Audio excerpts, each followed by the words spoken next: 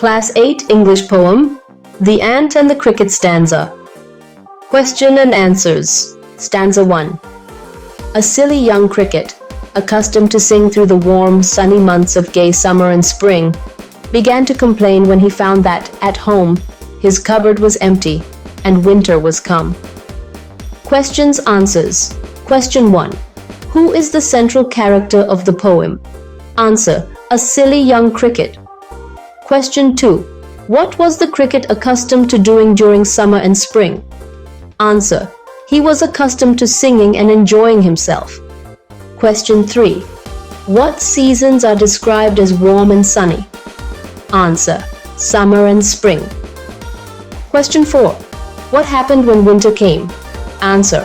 The cricket's cupboard was empty and he had no food. Question 5. What does the word accustomed mean? Answer. It means used to, or in the habit of. Question 6. Explain his cupboard was empty. Answer. It means he hadn't stored any food for winter. Question 7. What is the rhyme scheme? Answer. ABB question. 8. What poetic device is in warm sunny months of gay summer and spring? Answer. Alliteration, repetition of the S sound. Question 9. What does gay mean in this context? Answer. Cheerful and happy. Question 10. What tone does the poet set for the cricket? Answer. Carefree and irresponsible. Stanza 2. Not a crumb to be found on the snow-covered ground. Not a flower could he see, not a leaf on a tree.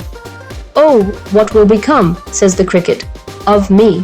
Questions, answers. Question 1. What was the condition of the ground? Answer. It was covered with snow. Question 2. Could the cricket find food? Answer. No, not even a crumb. Question 3. What natural things were missing in winter? Answer. Flowers and leaves. Question 4. What does the line "not a crumb to be found" mean? Answer. There was absolutely no food available. Question 5. What poetic device is used in snow-covered ground? Answer. Imagery. Question 6. What emotion is shown in "Oh, what will become of me"? Answer. Desperation and fear. Question 7. Write a synonym for crumb. Answer. Morsel. Question 8. Identify the rhyme scheme. Answer. ABBB. Question 9. What is the cricket worrying about? Answer. His survival in the cold winter. Question 10. What is the setting of this stanza? Answer. A cold, barren, wintry landscape. Stanza 3. At last by starvation and famine made bold, all dripping with wet, and all trembling with cold, away he set off to a miserly ant, to see if, to keep him alive, he would grant him shelter from rain, and a mouthful of grain. Questions, answers. Question 1. Why did the cricket approach the ant? Answer. He was starving and freezing and needed help. Question 2. How is the cricket's condition described? Answer. Dripping wet, trembling with cold. Question 3. What does the cricket want from the ant? Answer. Shelter and a little food. Question 4. How is the ant described? Answer. Miserly, meaning he is not generous. Question 5. What made the cricket bold enough to ask? Answer. Starvation and desperation. Question 6. What does grant mean? Answer. To give or allow something requested. Question 7. What poetic device is in dripping with wet, trembling with cold? Answer. Repetition and imagery. Question 8. Find an antonym for bold. Answer. Timid or shy. Question 9. What is the rhyme scheme? Answer. AABBCC. Question 10. What feeling does this stanza create for the reader? Answer. Sympathy for the cricket's miserable state. Stanza 4. He wished only to borrow, he'd repay it tomorrow. If not, he must die of starvation and sorrow. Questions, answers. Question 1. What did the cricket ask for? Answer. To borrow food. Question 2. When did he promise to return it? Answer. The next day. Question 3. What would happen if the ant didn't help? Answer: the cricket would die of hunger and sadness. Question 4. What is the tone of the cricket? Answer: pleading and desperate. Question 5. What is the rhyme scheme? Answer: AAA. Question 6. What poetic device is used in starvation and sorrow? Answer: alliteration and personification. Question 7. What does repay mean? Answer: to give back what was borrowed. Question 8. Do you think the cricket would have repaid the ant? Why not? Answer: probably not, as he hadn't saved anything earlier. Question 9. Is this stanza shorter? What effect does that have? Answer: yes, it emphasizes the urgency and seriousness. Question 10. How do we know the cricket had no other choice?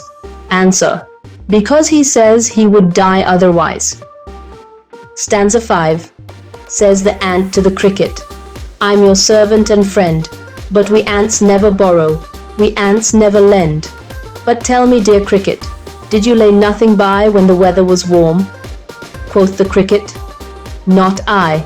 Questions, answers. Question 1. How does the ant address the cricket? Answer: as servant and friend. Question 2. What policy do ants follow according to the ant? Answer: they neither borrow nor lend. Question 3. What does lay nothing by mean? Answer: to not save anything for the future. Question 4. What does the ant ask the cricket? Answer: whether he had saved anything in summer. Question 5. What is the cricket's response? Answer: he says, not I. Question 6. What does quoth mean? Answer: it means said.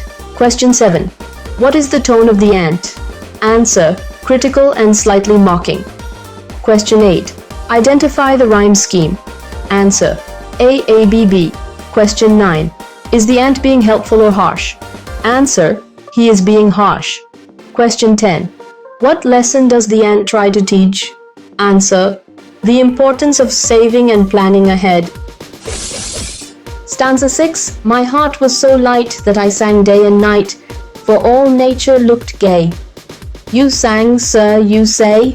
Go then, says the ant, and dance the winter away. Questions, answers. Question 1. Why didn't the cricket store anything? Answer: he was happy and sang all the time. Question 2. What does light heart mean? Answer: being carefree and joyful. Question 3. What does gay mean in this poem? Answer: cheerful or happy. Question 4. What is the ant's sarcastic suggestion? Answer: that the cricket should dance through winter. Question 5. What is the tone of the ant's reply? Answer: sarcastic and mocking. Question 6. Identify a poetic device in Dance the Winter Away. Answer: irony. Question 7. What human weakness does the cricket show? Answer: carelessness and laziness. Question 8. What is the rhyme scheme? Answer: AABBB. Question 9. Find a synonym for light used as an emotion. Answer: cheerful or carefree. Question 10. What lesson is reinforced in this stanza? Answer: enjoying too much without preparing can lead to trouble. Final lines. Thus ending, he hastily lifted the wicket, and out of the door turned the poor little cricket. Folks call this a fable. I'll warrant it true. Some crickets have 4 legs, and some have 2. Questions, answers. Question 1. What did the ant do after talking? Answer: he shut the door and turned the cricket away. Question 2. What is a wicket? Answer: a small door or gate. Question 3. How is the cricket described as he leaves? Answer: poor and helpless. Question 4. What does "I'll warrant it true" mean? Answer: the poet believes the story is true in real life too. Question 5. Why is the poem called a fable? Answer: because it teaches a moral lesson using animal characters. Question 6. What is the meaning of the last line? Answer: Some people behave like the careless cricket. Question 7. What poetic device is used in "Some crickets have 4 legs and some have 2"? Answer: metaphor and irony. Question 8. What human trait does the cricket symbolize? Answer: laziness and lack of foresight. Question 9. What message does the poet give to readers? Answer: work hard, plan ahead, and don't be lazy. Question 10. Does the ending make you feel sorry for the cricket? Why not? Answer: yes, the ending does make me feel sorry for the cricket because he is left cold and hungry after spending the whole summer singing instead of preparing for winter. While he made a mistake by not planning ahead like the ant, it's still sad to see him suffer. The story teaches a lesson about hard work and responsibility, but it also shows how harsh the consequences can be, which makes the reader feel sympathy for the cricket.